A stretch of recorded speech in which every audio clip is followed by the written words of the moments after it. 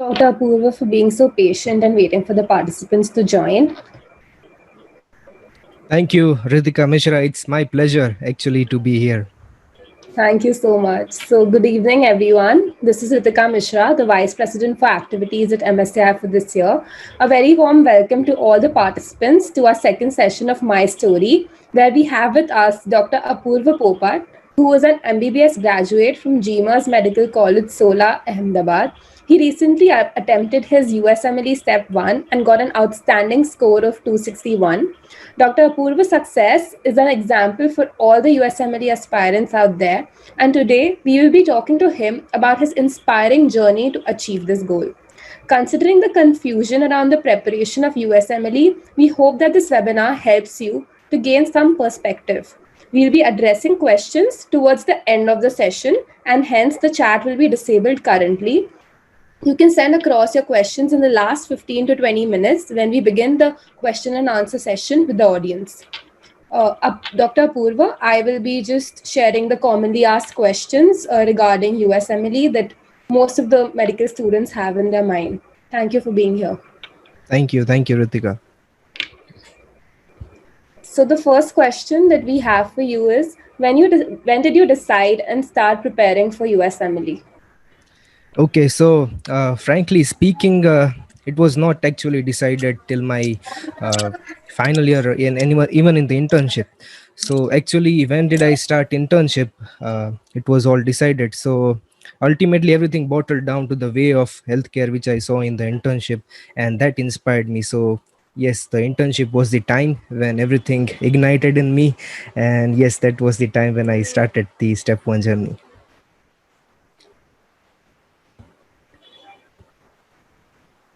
Thank you so much. So our next question is, what resources did you use for your efficient preparation? I think this is going to be the cornerstone of our entire discussion, what we are going to have this webinar on, because the preparation material is the main thing which everybody faces to be challenging. So I think I will spend more time on the resources and the preparation material, on how I used it and how to make use of it efficiently. So that's the main purpose of this cornerstone discussion will be on. So first of all, USMLE is not kind of mugging up exam. You need to learn few more concepts and apply those concepts into the final exam. So a basic foundation is what you will require to appear on step one. Not only foundation but the core concepts which are really important in day-to-day life. Like for example, we are student of Gujarat University. We have grown up with the thing that we only learn IMPs and vomit that out into the universities. So that is the trend which is going on here. So if you just learn the IMPs, you will definitely miss out something in the USMLE step one. If you want to be on the edge, you need to know every damn concepts which are asked in the USMLE step one. So first point which I want to make clear is to make a good foundation. Now the question is, how will you make a good foundation?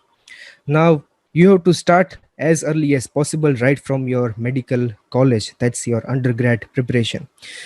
Start as early as possible, and if you are a visual learner, you can watch Dr. Najib's video, and that was the main thing which inspired me for USMLE step 1 videos, because Dr. Najib will grab you from the bottom and he will hit you to the sky. So that's how Dr. Najib, if you are especially visual learner, he will draw hand drawn diagrams for you. Definitely it's a kind of time taking process. Like his video will take around 4 to 5 hours to clear a concept on one topic, but that will be worth for final exam. So like Dr. Najib is one option for laying a good foundation for your step 1 preparation. Second one is a comprehensive Kaplan series. Okay, you can watch 2010 videos, you can watch 2015 or 2014 maybe. So that will lay a great foundation on your preparation, and then you can later on build up. Okay, so Ritika, that was the basic foundation of how you lay down the basic foundation, and then you have to take a next step forward. Okay, so once you are ready with the basic foundation that you are now prepared for, aiming towards the USMLE step 1, then you need to take one step further. So after you have learned a basic core foundation from Dr. Najib and Kaplan, your next step would be to prepare exam oriented. Okay, so like for example, even if you are in third first, or maybe in the final year, or even in the internship, your next thing would be to step up, okay, from the basic foundation. And how will you step up? Exam oriented thing will be covered by only Uworld, USMLERx, and MBOSS. Okay, and if you are talking about after laying down a basic foundation, and you are in a dedicated period, then you need to start Uworld as soon as possible. Every USMLE step 1 taker will emphasize on Uworld. Okay, and because that's the cornerstone of your USMLE step 1 preparation. So start Uworld as soon as possible after getting a good hold on foundation. So once you start Uworld, now once you start the Uworld, there are some basic thing which you need to keep an eye on. Number one is how many pass you will do of Uworld. Usually 2 passes of Uworld are recommended. In the first pass, I did in timed tutor mode, like you just open up the question and you just solve it and annote that in first state. Okay, so that's the basic way. You open up the question and look at the hints. Like for example, this is very important to look at the hints. Like how will the question say if mother is having polyhydramnios? The question will state that the abdominal girth is larger than expected. That's how the question will state that. So picking up those critical hints will be important, and write that down into first state. You have to annote that first state, and this is how you complete your first pass of the U-word. Now this is a contradiction, that whether you should start doing second pass of UWorld or no. I was kind of reluctant to do the second pass of the UWorld, but when I did, actually I found I found something which were very new to me, which I never noticed on the first pass. Okay, so for that, getting a cutting edge, you need to do the second pass of the UWorld once again. And actually in the second pass, I did not solve the questions. Actually, I was just looking at picking up the hints what the question is asking me. Like the same example of polyhydramnios, like the same, if the question is asking about type 3 hypersensitivity, then is it systemic lupus erythematosus, or is it some migratory arteritis or arthritis? So that critical hints are important to pick up while doing second pass of the UWorld. Okay, so if I summarize what did I talk about right now, is first of all, you need to lay a basic foundation of your preparation. Then you start aiming up, that you are in the dedicated mode, and then you start the UWorld. Okay, UWorld will take around, as per your speed, around, maybe I took around 8 to 10 months with first and second parts. So after you are done with UWorld, then never forget about NBMEs. Okay, they are National Board of Medical Examinations. So you need to never forget about NBMEs. You need to give practice exam as you are preparing. Dr. Ritika, keep on interrupting me if I am, diverting anywhere. So I will be focusing on a topic. So I haven't interrupted you because that's exactly what we want to know, and what you're saying is really insightful. Thank you. Okay, so what I was on, okay, if you are completed on UWorld, never stop giving NBMEs. Like say if you are done with the first pass of the UWorld, give NBMEs. You have ton of NBMEs guys out there. You have in NBME 11, 12 and whatnot, like from NBME 11 to NBME 24.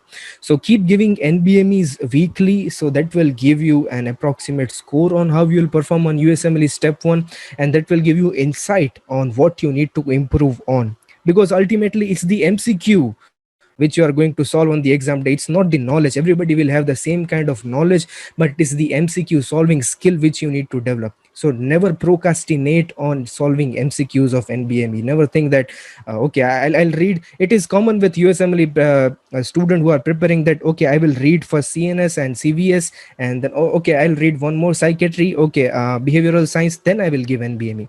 This is not a good thing to do, because unless you give the exams, you won't know your weak points.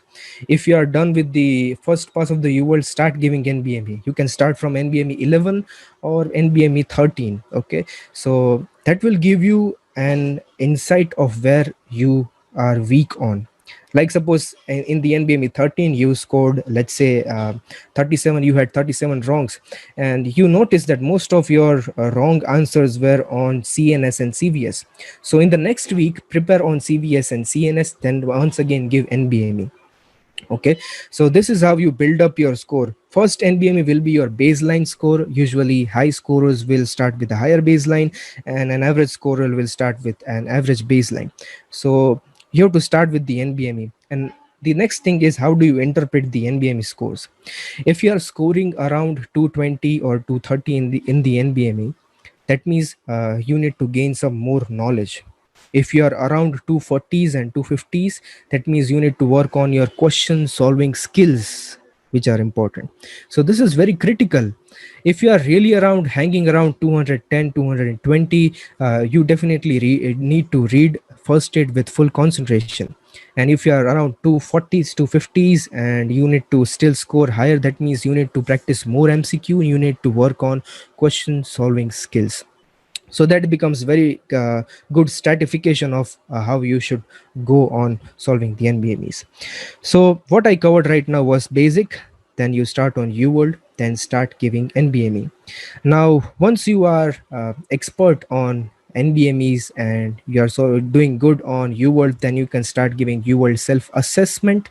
um, your self assessment are good predictions also, that will also kind of give you a good insight on how you are performing.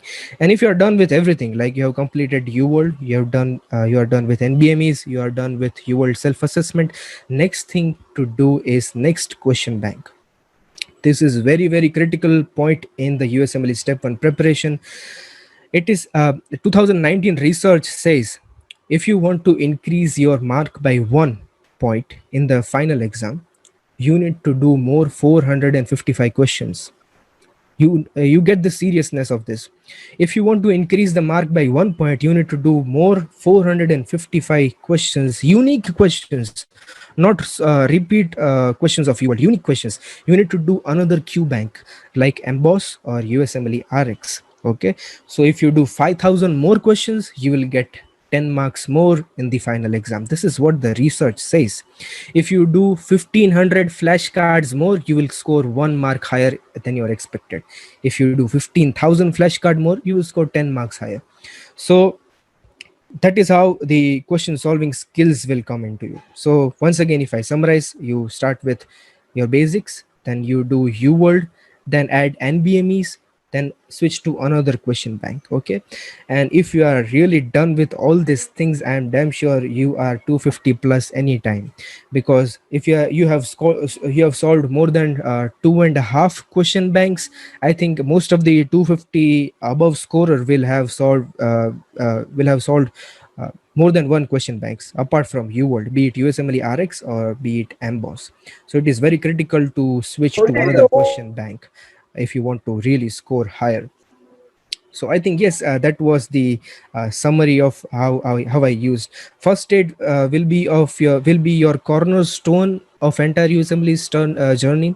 What I did was, I did annote entire first aid with the Uworld, but after I got my iPad was kind of very easy, that you can just drag and drop the text which you want to annote in your first aid. You can just annote your images, like if you have a coronal section of the brain CT scan, you can just label that this is the third ventricle, this is the pineal gland. So that was kind of a good preparation and good collaboration of every content of the specific topic. So yes, that was all about my resources about USMLE Step 1. Thank you so much. That was really insightful because most of us do have doubts as to, like, once our basics are clear, what are we supposed to do next? And the confusion about when to solve the world exactly. The next question that I have, something on similar lines, is that what strategy did you use? Like, in terms of choosing the subjects, since step one has like quite a few subjects. So, what strategy did you use? Like, about weak subjects, your stronger subjects, how did you recognize them, and how exactly did you go about everything? Okay, yes, this is going to be very important because step 1 deals with preclinical subjects like biochemistry, it will have genetics, it will have physio, pharmac, and pathology. And most of the times, biochemistry will be kind of challenging to everyone. But the good thing about USMLE Step 1, to be honest, is everything will be clinical. Okay, even if they want to ask about median nerve, they will not directly ask. If they will ask, a girl has tried to commit a suicide and she just you know uh, attempted a suicide and one now was injured. Which now was that? So it is very, very clinical and extremely I will say it was a joyful journey for me, because I was able to connect everything clinically. Like for example, urea cycle when we studied in first year was nonsense for us. What was the damn the urea cycle doing in my first year? What the hell it is doing here? It was completely nonsense to me. But the USMLE step 1 ask us in a such a way that it does pop out in a clinical situation. like uh, once again, if I say example, how will the mother of the patient alkapton urea come to you? Alkapton urea says that it will have a black urine color. Okay, so they will say you a case like my daughter went to bathroom in the night but she forgot to flush, and in the morning we found that the pan was black. This is how the real USMLE questions are framed, and they are framed from the real life experiences. So if I come to you if I come to the point that how do you start your subjects, is to choose on the subjects which you are comfortable with. To choose on subjects which you are comfortable with, like for example, if you are good on cardiovascular system, you can start with that. If you are good on maybe pulmonary physiology, you can start with that. So once you gain a momentum, then switch to a subject which you are weak on. Like biochemistry for most of us is a kind of challenging subject, but you need to get a hold on biochemistry because it is really, really important. uh, you might be surprised to know that like for example, we study the anaerobic part of glycolysis, that glucopyruvate is converted into lactate. What the hell is important to me?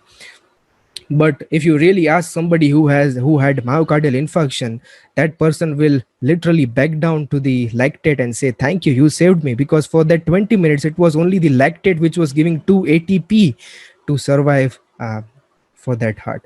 So that's how the clinical insight is given by USMLE step 1. So everything will be beautiful only, but you need to start with the subjects which you are comfortable on, get a momentum, and then switch to a subject which you are uncomfortable on. Maybe genetics, maybe biochemistry, maybe physiology, maybe pharmacology. But gaining momentum is the ultimate thing. You need to complete those 3200 or 3300 Uworld questions. So that's how you plan out how to move on these subjects. Dr. Ritika. Okay, thank you so much. I do infer from this that it's very important for you to like clinically correlate everything, and you need to be very oriented towards doing that before you start the preparation or while you're preparing. So thank you so much. The next question is that how did you decide a timeline? Like once you decided in your internship, like you refer to this. So after that, what exactly was your timeline? You know, when did you start preparing, and you know, how did you go about the entire process till the time you gave your exam? Okay, now after you have aspired everything and talked to your family that I am going to appear for USMLE Step 1 examination, and you have made your parents ready that okay, you go forward, now it is time to sit for you to study. And that was also the same case with me, that I started to sit for USMLE Step 1 after my internship. So it was May of 2019. I'll share you my timeline how I did. So that's basically how I'm not saying that you should stick with this timeline, but be flexible with it. Okay, so now you have 8 to 10 months in your hand. What I would suggest, whenever you are going to appear for USMLE Step 1 exam, choose a timeline which will give you a stretch of 6 to 8 months, because interruptions will play a big game on your USMLE Step 1 exam. Like interruptions of even university examinations will take a toll on your score. So make sure you have 6 to 8 months of a good stretch of time, and then appear for USMLE Step 1 examination. Natural calamities like COVID things are different. It was never, nobody knows about that, but you need to be flexible about that. So let's say you have a 6 to 8 month stretch of time. uh, Start hard on Uworld, hit your weak areas, complement those areas with Uworld, or maybe say boards and beyonds. or maybe Kaplan videos. Okay, whatever is comfortable for you. There is no one way to do that. Okay, so Uworld is the cornerstone. Uworld, NBMEs, and first aid are the three main cornerstone. Many of you might think why I'm not saying Pathoma. I'm not great fan of Pathoma. It is okay, no doubt it will give you a good concept, but I already learned those pathology concepts from Dr. Najib, so that was not new for me. So you have to hit hard on your weak areas and do first part of pass of UWorld by 6 to 8 months, and then you do the second pass of the UWorld, start giving NBMEs, and then comes the process of taking the final triad of your USMLE block. Okay, now it is not so that you are buying a 3 months block. I think they are extending up to June 2021. Even if you register for USMLE Step 1 right now, the block will be extended by maybe June 2021. Earlier it was that you need to book only triad of, but now it is extending up to June 2021, so that's not an issue. Once you are ready with everything and attaining 240s and 250s, then you need to book a date. Okay, this is going to be extremely important. Unless you book a date, you won't be psychologically ready, because then procrastinations will start. Okay, one more week or 2 more weeks, maybe. Okay, I'll take 1 more month to read again. No doubt if you are scoring maybe say 220s and 230s, if you can take more time if you need, but what's the fun in taking more time if you're already scoring on 240s and 250s? Take the exam as soon as possible before you lose the content grip. Choosing a date is going to be very critical once you achieve your score. Okay, so once you achieve your score in maybe a self-assessment 1 and self-assessment 2 and maybe NBME 21 or 18, once you achieve your goal, please book a date. Okay, fix that date in your mind and make timetable according to it. Then you have to work on say your that specific restricted timetable. Like for example, my exam is 1.5 month away, so I need to give 3 days to CVS, 1 day to genetics, then 2 days to biochemistry.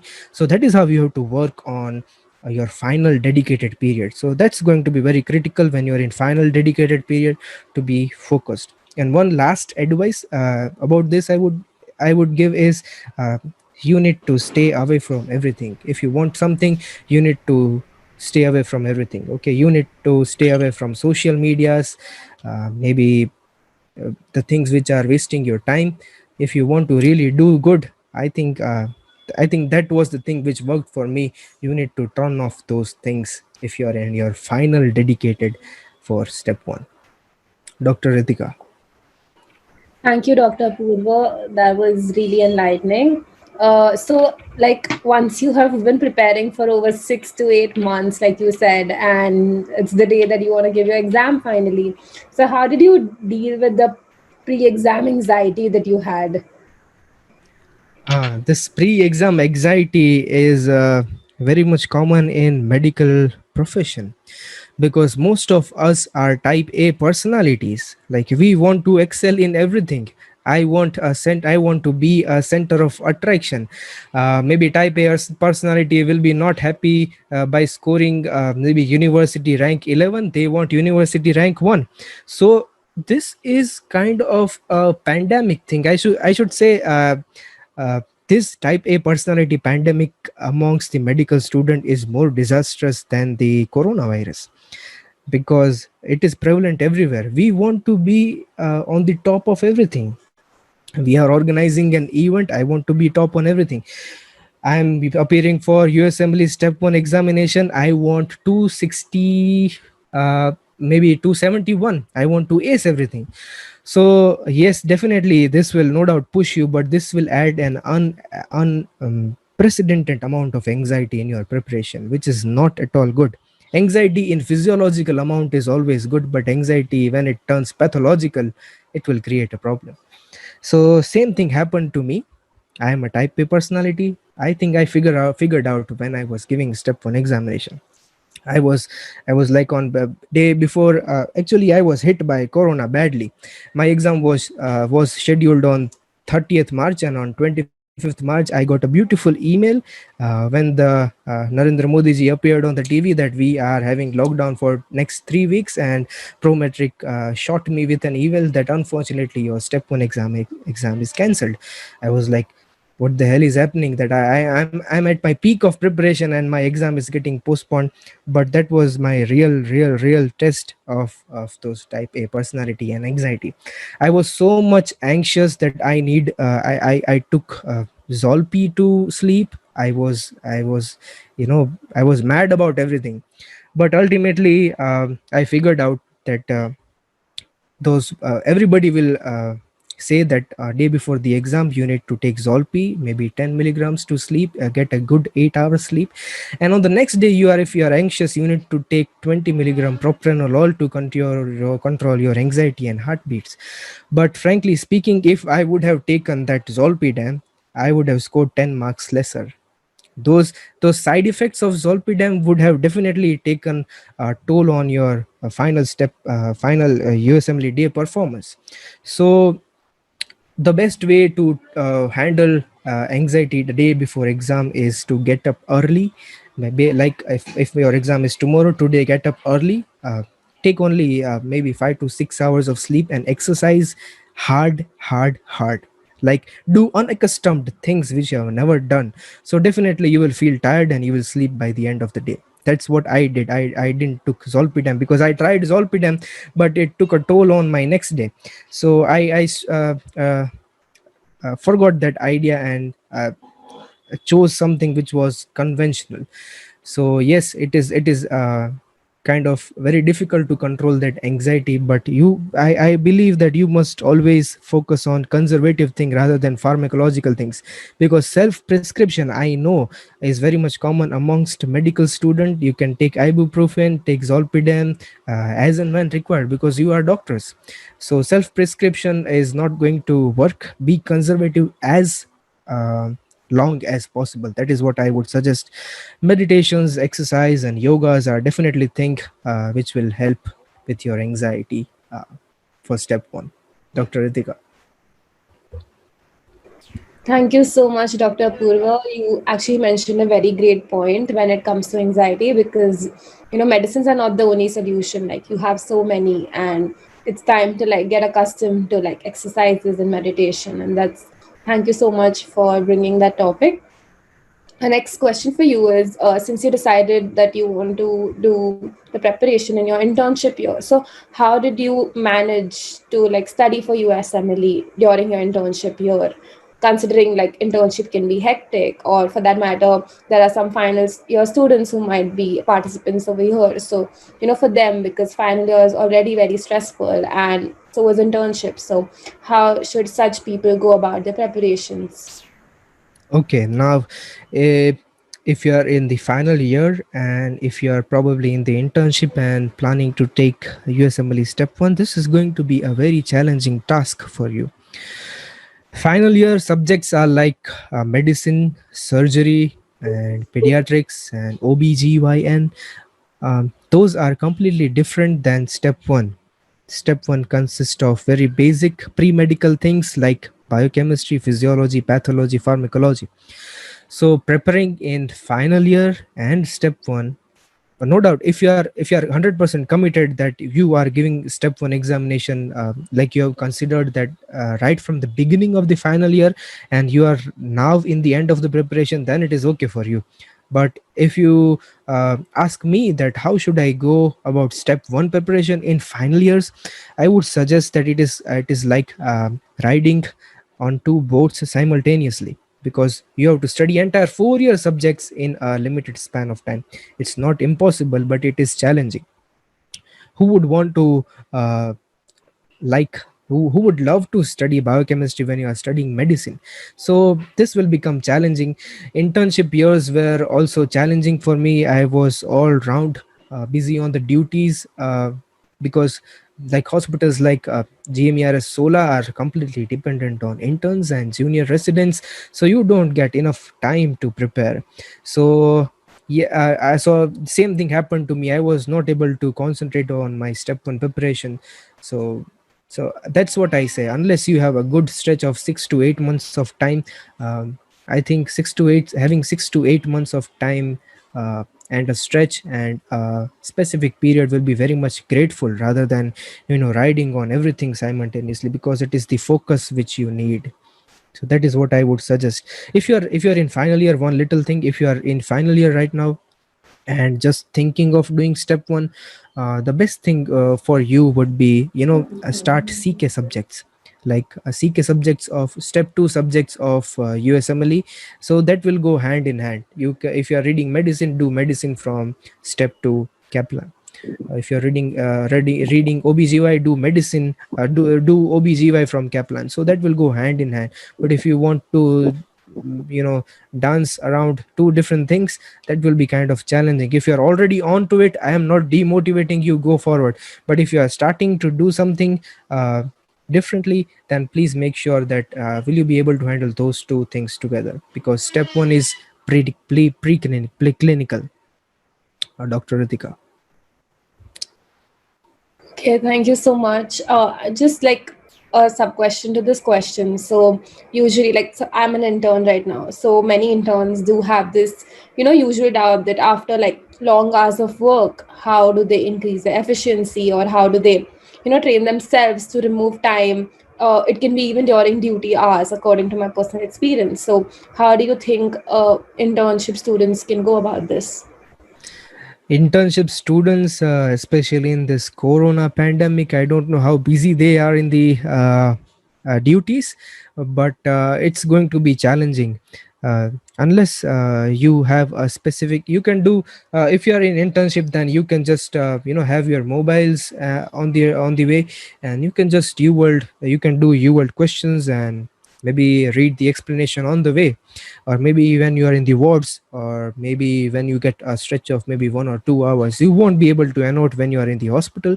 But I think that would be best way to utilize your internship time, because ultimately you need to do Uworld anyway.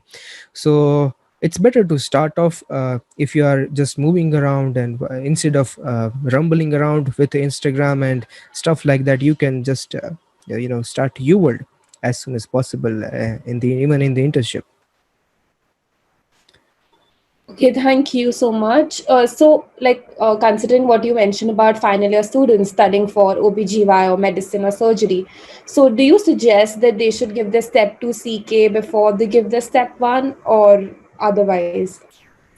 Yeah, this is very much trending questions. Even I was hit by this, because what I was doing in my final years, I studied step 2 CK material along with my final years, along with my university. So by the end of my final year university, I had watched and prepared entire Kaplan USMLE Step 2 course. So I was like, okay, if I am ready for the step 2, why don't I give step 2 before step 1? um, then somehow I took many advices, but somehow or the other I didn't go for that, uh, because ultimately USMLE itself has named it. It's USMLE Step 1, then it is USMLE Step 2. It is pretty much straightforward that you need to have a hold on USMLE Step 1, then USMLE Step 2. No doubt there are plenty of examples out there you have who have performed excellent in their USMLE Step 2 attempt before Step 1, and you can also definitely do that.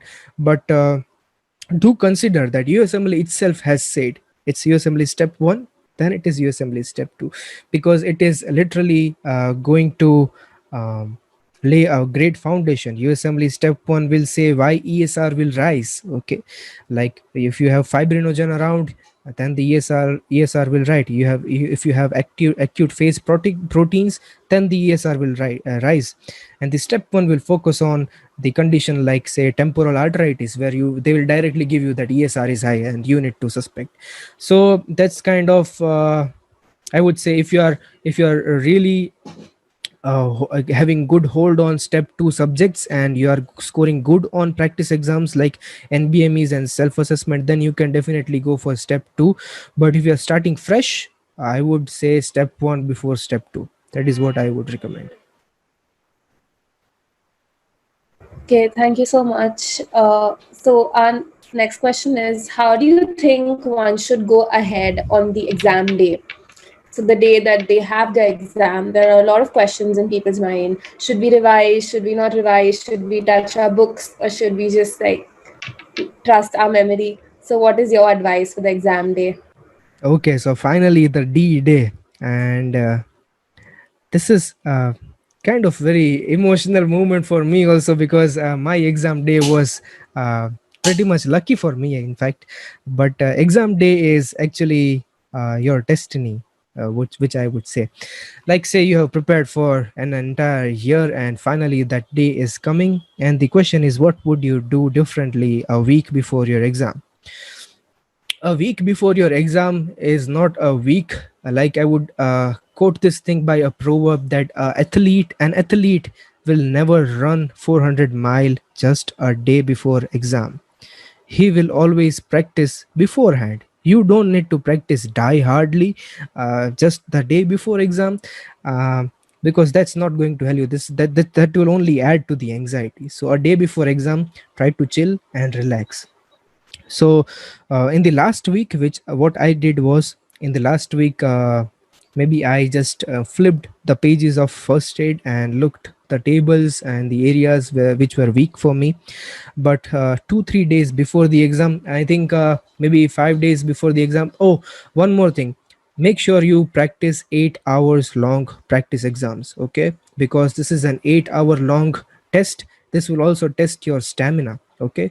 And nowadays they are asking to wear mask, so I took my practice exam by wearing mask. Oh my god, what the thing was happening to me. So you need to have a good hold on your practice. You need to stick your gluteus muscles for entire 8 hours. So I think that will be challenging, and you need to practice it at home. After 1 hour, what will you do?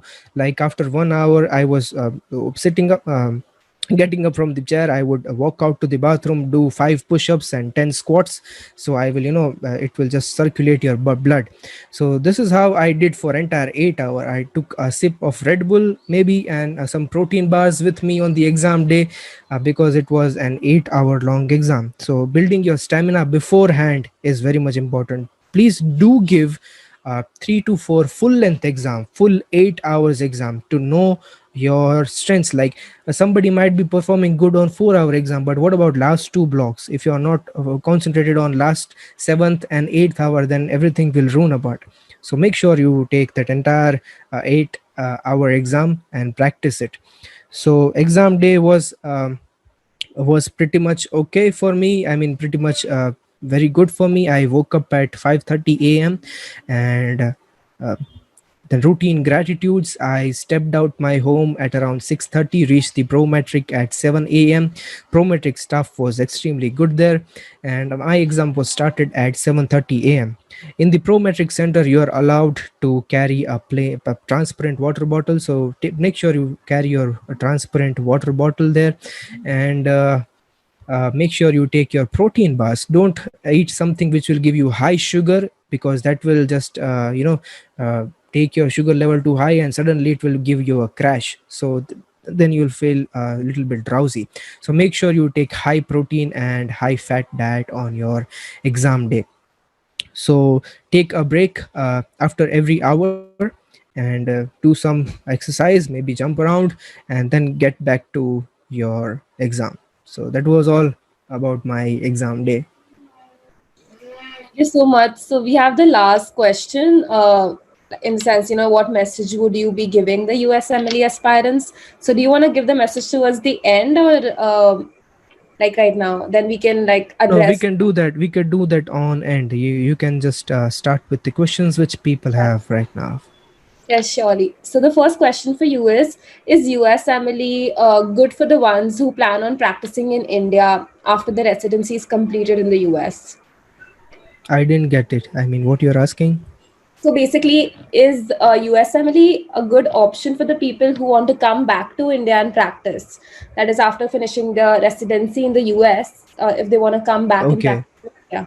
Okay, so you are asking me that if I want to appear for USMLE exams and go do the residency in the United States and come back to India. Definitely, it is a great option.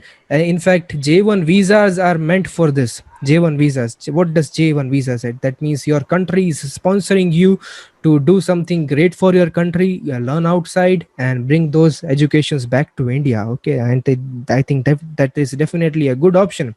Who will not value if you are graduate, if you are postgraduate from United States? Okay, and United States is regarded a best healthcare country, so you need to bring those healthcare systems to India. So why not? You can definitely do that, and I would encourage people to do this. Okay, thank you so much. The next question for you is: should the approach towards USMLE be like system wise or subject wise? Okay. Uh, System wise would be a great thing, as far as I suggest. Some people we rely on doing random modes. Okay, some people choose it by doing system wise. What I would suggest is, if you do system wise, you will be able to connect the dots. If you do it random, everything will be random. You can definitely do random things at the end of your preparation, but if you are starting your preparation, do it system wise so you can connect the dots. Okay, system wise means do cardiovascular system, do its embryology, anatomy, physiology, pathology, pharmacology, entire everything for cardiovascular system. Then switch to pulmonary, then do its embryology, anat, physio, and whatever. Okay, so I think system wise would be a great option, rather than doing it random or doing it subject wise. But in the end, I would suggest do it your way. If you are doing good at your way, then definitely do it. Thank you for your question. Thank you for your answer. So the next question for you is that how many times do you suggest that a person should take the NBME as a practice before appearing? Oh, this is a very important thing, because if the viewers of this webinar are not knowing what NBME is, NBME is a sponsoring organization for USMLE. NBME is going to conduct your USMLE Step 1 examination. Okay, actually NBME and ECFMG and FSMB are every three backbones of USMLE Step 1 exam. So NBME is going to conduct your USMLE Step 1 exam. And guess what? NBMEs have their own set of 200 questions for each NBMEs. Now, if you know that NBME is going to conduct your USMLE Step 1 exam, why would you leave the questions which are formed by these NBME boards? They are only making the assessment forms and they are conducting the exams. So if you miss those questions, I think you should never do that. If you miss those questions, I think then you will be really stupid to do this, because it's the only organization who is creating the exam. Why to miss on the questions which are produced by NBMEs? So I would suggest do entire NBME stuff which is available to you, right from maybe NBME 13 to 24. Do it everything and do every question, solve it with full faith and rationale. So that was what I was doing, and do it every week. NBMEs, as many as possible. Dr. Ritika. Thank you so much. The next question is again like, can you talk a bit more about flashcards, like how to use them and how to integrate them with studies? Because most of the people and our participants don't have a lot of idea about flashcards. This was a very critical turning point for my USMLE Step 1 examination. Like, I did my two reads of first aid. Then, while doing third read, I was kind of very much feeling bored. That why the hell I am reading this stuff again and again, and it was not adding to my knowledge. Then I came to USMLERx flashcards. Some of you might be already doing Anki, different kinds of flashcards of Anki and Anking and Dorian deck and everything is available. Some of you might be already doing Anki. But what I was doing when I was doing the third read of FA, I was doing USMLERx flashcard along with it. Now, USMLERx is a website which has a content. It is the organization who made first aid. Okay, so they have flashcards which are segregated topic wise. If you're reading cystic fibrosis, they will show you flashcards of cystic fibrosis related flashcards and questions related to them. So what I was doing, I had my first aid in my table and I was doing flashcard on my computer, say cystic fibrosis. First I was doing cystic fibrosis flashcard and then looking at the content which I missed on flashcard. So that was kind of adding me. Like if somebody is in preparation for USMLE step 1 might be knowing this, which drug is protective for cystic fibrosis. I never knew until I did flashcards, and the answer was ibuprofen. I was shocked. I read first aid two times, and I never noticed that ibuprofen term. So that thing will only come to you until you do the flashcards. Okay, flashcards will answer you.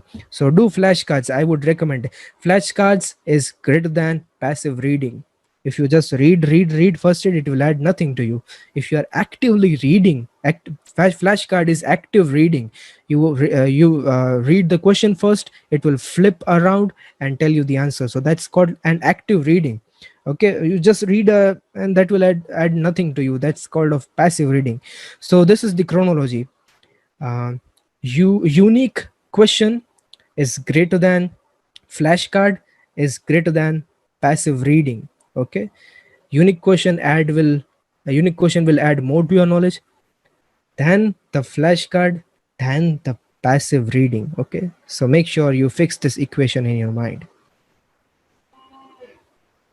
Thank you so much. So our next question, and we've got many questions about this. What changes do you expect with step one becoming pass and fail? And do you think step two scores will have greater importance now? So many people are in this constant doubt that, will the studying patterns change, or what's going to happen with this entire situation of it being pass and fail in the future? See, if it is I think if you read the FAQs of ECFMG and the USMLE website, they will state that they are in discovery of a holistic approach of identifying the residencies. And I was not understanding what the holistic approach is. That means they want something, not just scores. They want you be all rounder everywhere. They want you be good at academics. They want to be you to be good at socially, how you communicate, how you show your empathy to your patient. So that is going to play a role in future. So if step one is turning pass and fail, definitely the weightage of score will fall into step two. So there's no doubt about it, because somehow some objective things is required for the program directors to screen you, and definitely that weightage will come to step 2 anyway. If you are giving it before 2022, your scores will remain as it is, but maybe after 2022 your scores, if you are appearing after 2022, it will be pass or fail, and definitely weightage will fall into step 2 and other curricular activities also. Okay, thank you so much. So most of our participants here, like many of them are from first year and second year, in the beginning years of their med school. So they have this doubt as to how are they supposed to go about it, and what would you suggest? What would your message be for beginners like first year and second year students? When would be the ideal time to give the step one exam, since they have a lot of time in their hands and they are in the very starting stages of actually studying preclinical subjects? So what do you think should they do?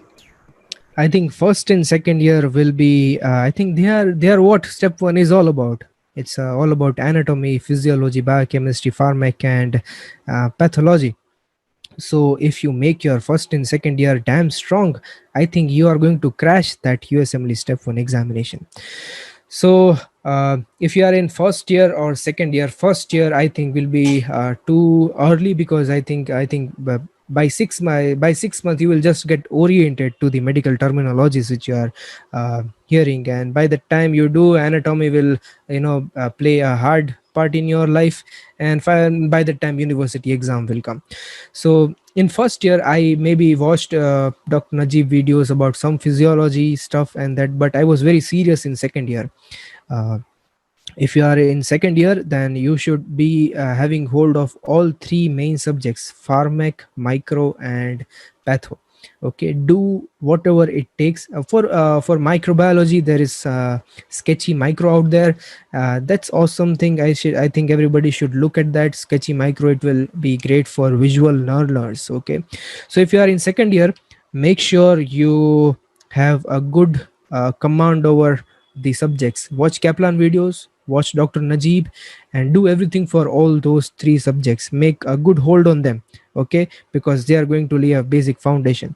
After you are in second year and you have good hold on those subjects, and if you plan to take step 1 in maybe third year, then you can focus on first year subjects when you come to third year. But second year subjects are the main cornerstone content for your step 1 preparation. Go hard about it. Thank you so much. And now the question about CV. Like, I am sure you might have heard a lot about it. How important is CV, and does research really matter? People say that ICMR projects, if you've done ICMR projects, so how important is research in your CV? How important are extracurricular activities, and how important is CV actually? CV is definitely the most important thing for USMLE interviews. Okay, actually, the program directors will lay filters. Like for example, you have 100 applicants. How will you filter out them? First of all, they will filter out you with step 1 score. So your main focus, apart from everything, should be your step 1 score. Don't run around research. I'm not saying you don't run around, but have a good hold on your step 1 first, because what's the fun if you get filtered out, just having not good step 1 scores, you'll be filtered out. Then what is the role of having good CV around you? Okay, so focus on step 1 score. Then if you want to really build, you have really good time, then definitely research is a good thing. Volunteer work are good thing. Extracurricular activities, like for example, if you are doing something for MSAI, that will definitely add to your CV. So definitely CV is going to be cornerstone. But I think it will be very premature to talk about CV if you are just in the tunnel of preparation for step 1 and step 2. Your right now focus should be on step 1 and step 2. Then you can just move on. If you get a chance, definitely do a research, because something is better than nothing.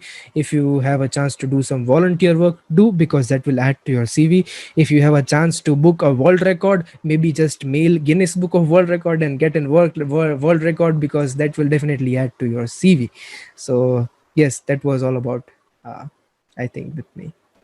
Thank you so much. So the next question is that USMLE is supposed to be quite financially exhausting.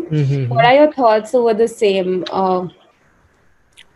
See, financial challenges are definitely going to be faced. Okay, what I am doing right now is, paying my bills through credit cards, and yes, that's how I am doing. But if you are from middle class family like I, definitely you might have to spare some 10-15 lakhs for USMLE step 1 journey. But be as tight as possible in spending money for your USMLE journey, because you will have to spend money for your step 1, step 2, maybe OET this year, CS examination next year, and you need to fly to US, do observerships, and for that everything you will need maybe 10 to 15 lakhs, a wholesome amount.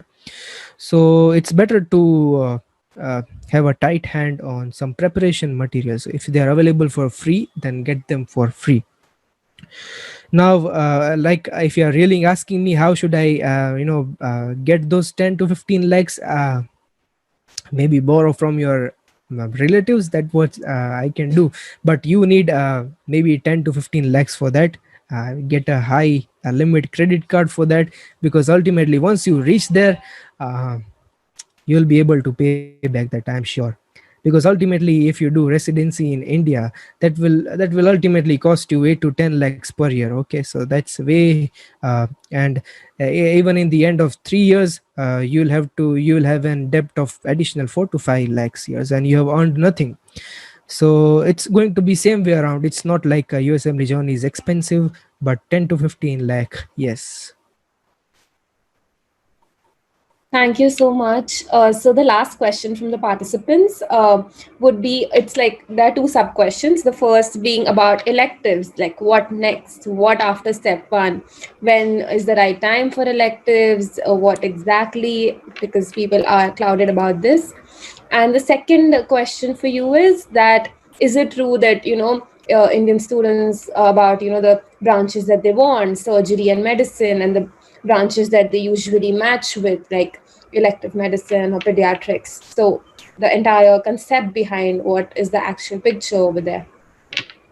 Okay, so uh, electives are something which you do when you are still a medical student. Okay, right now everything is shut off due to this COVID thing. Nothing is available, only tele rotations.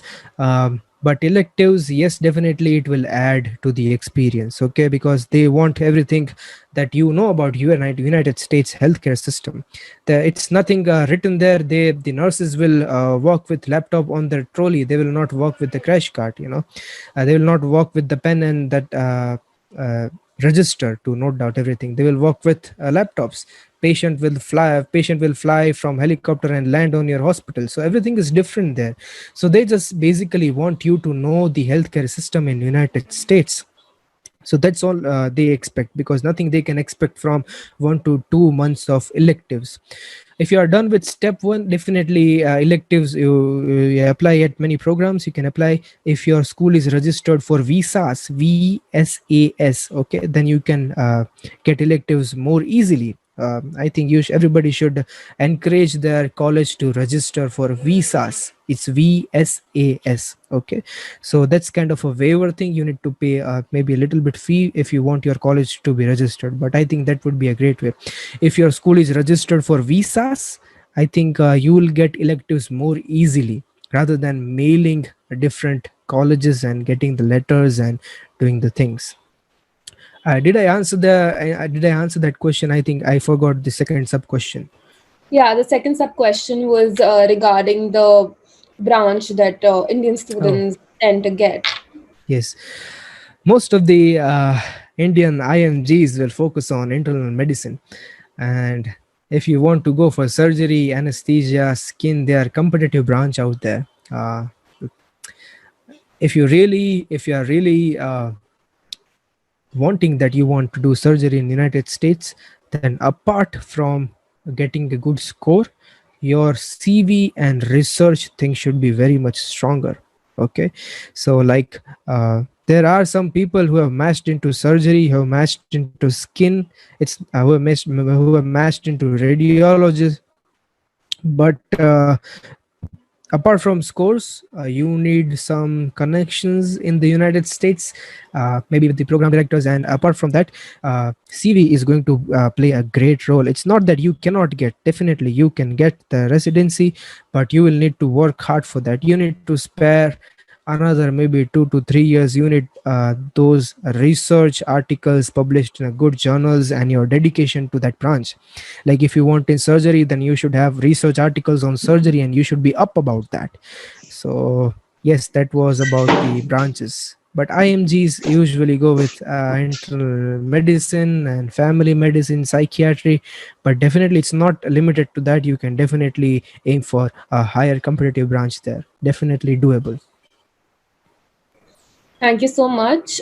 So a sub question to the previous one that I asked. So which one is better, like electives or observationships? Definitely elective is better than observership, because in elective you do hands on.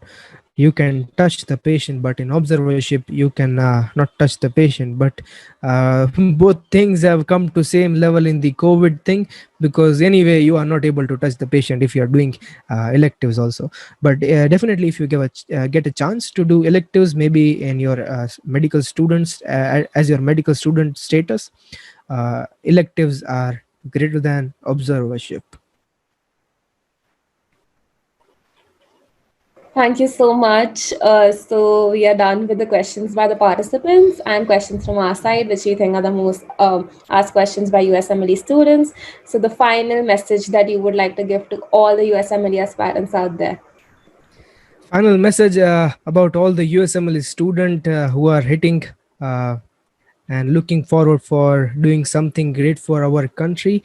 I would really encourage everybody to do something great for our country, because our country needs a better healthcare system, which we know. All right. So if you are aiming for United States medical licensing examination, give a thought about it. And if you're really onto it, then start working on it, because definitely if you dream, you can achieve. That's what I would suggest to everyone. And I think if you still want to maybe contact me after this webinar, uh, you can just message me on Instagram and maybe on my email, which is on my Instagram profile. So I will be happy to help you all. And in the end, I would also like to thank Dr. Ritika. You were awesome host for this meeting, and I am glad people like you are definitely doing something great, which was which I think which is extremely awesome. You juniors are like I like I'm always passionate about the upcoming generation because they are awesome. I mean, they are incredible. People like you are grabbing the people together and doing something for our country. That is what is required for our country. I very much appreciate Dr. Ritika. Thank you. Thank you so much, Dr. Apurva, for removing your time, and the entire MedFest OC wants to thank you for this. And thanks to Mauli for helping me host the event successfully. And really, thanks a lot for removing time, because in the end, we all look up to people like you who, have achieved great things. So thanks a lot for clearing all the doubts that all of us had. Thank you, Dr. Ritika, and I would like to thank Molly also. Thank you, Molly, for this, and entire MSAI people, Medical Students Association of India. You people are doing great job, and keep doing and keep working hard and make India proud. That's what I want to say. Thank you so much. That's really sweet of you. Thanks a lot. And all the participants do follow Dr. Apurva on Instagram, and you can ask him doubts there or email him regarding the same. Thank you so much. Thank you.